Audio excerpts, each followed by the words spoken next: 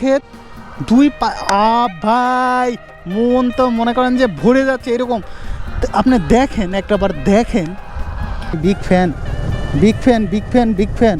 সিসার মানুষের প্রতি আমার অন্তরস্থল থেকে ভালোবাসা প্রীতি থাকবে। এই যে দেখেন, এখানে এসেও একটা আদর্শ গ্রাম চোখে পড়ল, যা সরকার এবং রাষ্ট্রীয় থেকে উপহার দেওয়া হয়েছে।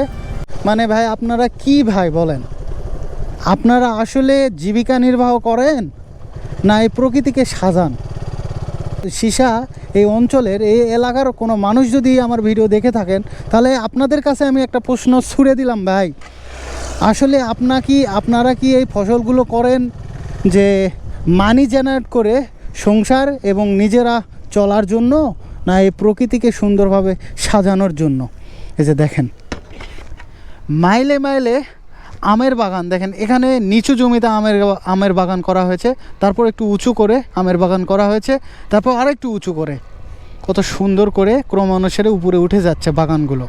তারপরে কি হয়েছে দেখেন, এখানে ধান লাগানো হয়েছে, ওখানে সরিষার ক্ষেত, এখানে গমের ক্ষেত। ভাই মন তো মনে করেন যে ভরে যাচ্ছে এরকম।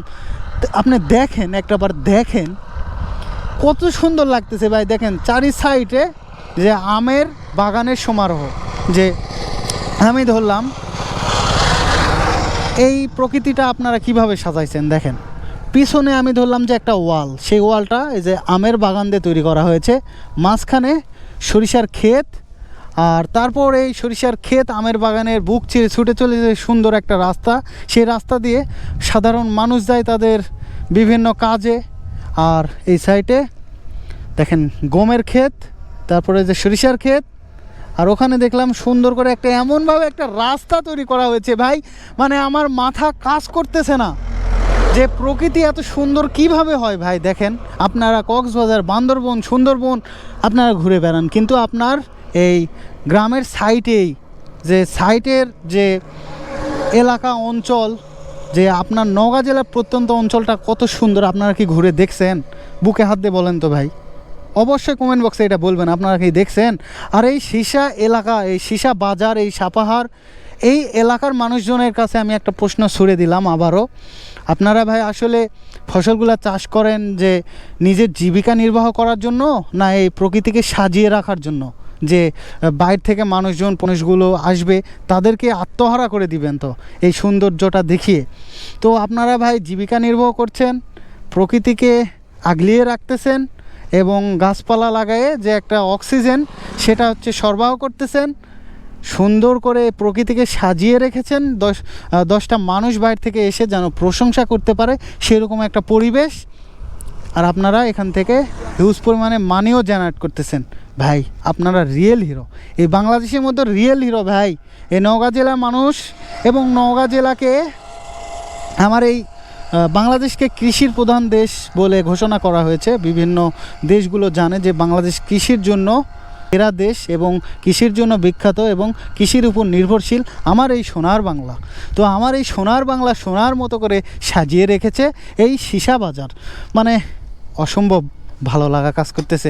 মানে কি বলবো ভাই, এই রাস্তাতে যে আমি যাব, বাসায় যে যাওয়ার একটা তাড়া, এই যে এখন একটা আজান দিচ্ছে, এই যে আজান দিচ্ছে আমি একটা খাবো, সেরকম তারাও নিজের ভিতরে কাজ করতেছে না। এত সুন্দর একটা পরিবেশ আপনারা যে ক্রিয়েট করেছেন, আপনাদের অসংখ্য ধন্যবাদ। অন্তরস্থল থেকে ভালোবাসা প্রীতি এবং বিশেষভাবে আপনাদের কাছে চাওয়া, এটা আপনারা ধরে রাখবেন। তো আমি আশা রাখি এটা আপনারা ধরেই রাখবেন, কারণ এখান থেকে হিউজ পরিমাণের মানি জেনারেটও আপনারা করতে পারেন। তো আপনাদেরকে অসংখ্য ধন্যবাদ, আপনারা এরকম একটা পরিবেশ আমাদেরকে উপহার দেওয়ার জন্য। তো ভিডিওটি কেমন লাগলো, আর ভিডিওটি এখানকার কেউ দেখে থাকলে অবশ্যই প্রশ্নের উত্তরটা দিবেন ভাই। আপনারা এই প্রকৃতিপ্রেমী মানুষ এবং প্রকৃতিকে সুন্দর করার জন্য আপনারা কাজ করেন না মানির জন্য, এটা অবশ্যই একটু বলে যাবেন। আর এই যে দেখেন, এখানে এসেও একটা আদর্শ গ্রাম চোখে পড়ল, যা সরকার এবং রাষ্ট্রীয় থেকে উপহার দেওয়া হয়েছে মানুষের কাছে। সেই ছোটো একটা এই কৃষির বুকে ছোট একটা কোল ঘিসে ছোট একটা গ্রাম মেকিং করে তারা বসবাস করতেছে, মানে অসাধারণ একটা বিষয় না? আপনারা ভাই কি বলবো, আপনাদের আমি big fan big fan big fan big fan. সিসার মানুষের প্রতি আমার অন্তরস্থল থেকে ভালোবাসা প্রীতি থাকবে। আর আপনাদের কার্যক্রমগুলো দেখে আমি বিগ ফ্যান ভাই, বিগ ফ্যান বলতে আমি বাধ্য হচ্ছি। তো ভিডিওটি আর কন্টিনিউ করতে চাচ্ছি না, অনেক বড় ভিডিও হয়ে গেছে। আবারও দেখা হবে নতুন কোনো ভিডিওতে, নতুন কিছু নিয়ে। আপনারা আপনাদের ফ্যামিলিকে নিয়ে সবসময় ভালো এবং সেফলি থাকবেন, ফ্যামিলিকে ভালোবাসবেন, তাদেরকে নিয়ে ভালো থাকবেন। একা ভালো থাকলে হবে না ভাই, ফ্যামিলি সবাইকে নিয়ে ভালো থাকতে হবে। এটাই আমার বিশেষভাবে চাওয়া। আমার ভিডিও কাছে দূরে যেখান থেকে দেখুন, সবার জন্য সুস্বাস্থ্য কামনা করছি। সবাই ভালো থাকবেন, সুস্থ থাকবেন। আল্লাহ হাফিজ।